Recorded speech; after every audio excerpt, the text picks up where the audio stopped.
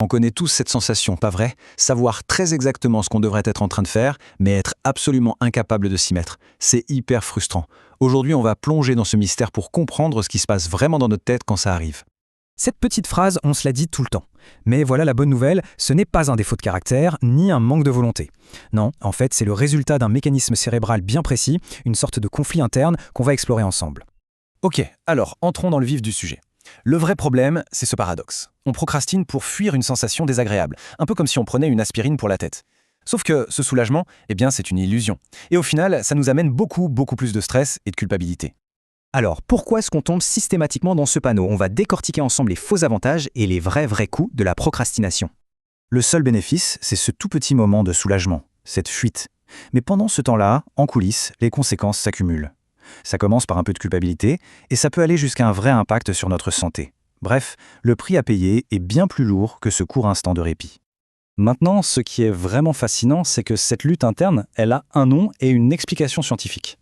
Tout se passe à l'intérieur de notre cerveau, où deux forces sont constamment en train de s'affronter.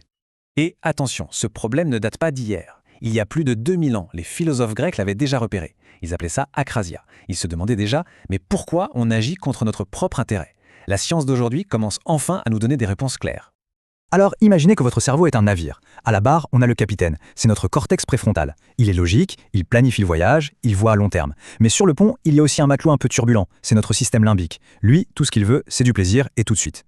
Et voilà, la procrastination, c'est tout simplement le résultat de la bagarre entre les deux. C'est le moment où le matelot, avec son envie d'éviter l'inconfort à tout prix, prend le dessus sur les plans bien sages du capitaine. Ce n'est pas une question de volonté, mais juste de savoir qui a le contrôle du navire à cet instant T. Mais alors, pourquoi ce matelot impulsif gagne si souvent? Comment un simple report se transforme en habitude chronique? Eh bien, ça tient à quelques petites astuces que notre cerveau se joue à lui-même. Le grand coupable, c'est notre système de récompense, piloté par la dopamine. Le cerveau apprend à une vitesse folle que la distraction, ça apporte un plaisir immédiat. Et ce cycle, tâche pénible, puis distraction, puis plaisir, ça crée une boucle d'habitude super puissante. C'est presque une petite addiction à l'évitement.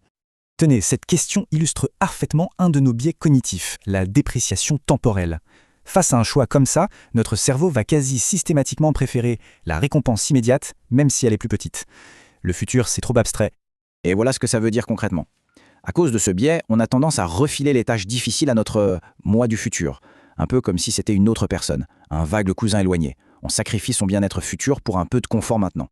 Et pour couronner le tout, il y a ce piège mental. On se dit tous « Oh, ça va, j'aurai largement le temps plus tard ». Cette illusion de planification nous donne un faux sentiment de sécurité et l'excuse parfaite pour tout remettre au lendemain. Bon, maintenant qu'on a bien compris le champ de bataille, passons à la pratique. Voyons comment on peut aider le capitaine et le matelot à mieux s'entendre, avec un petit guide de navigation pour ces eaux un peu troubles. Ça, c'est vraiment l'étape la plus importante. Il faut arrêter de se taper dessus. L'autocritique, ça ne fait qu'ajouter du stress, qui renforce le matelot et affaiblit le capitaine. Il faut juste recadrer le problème. Ce n'est pas un défaut moral, c'est un mécanisme cérébral. La compassion envers soi-même, c'est vraiment le point de départ.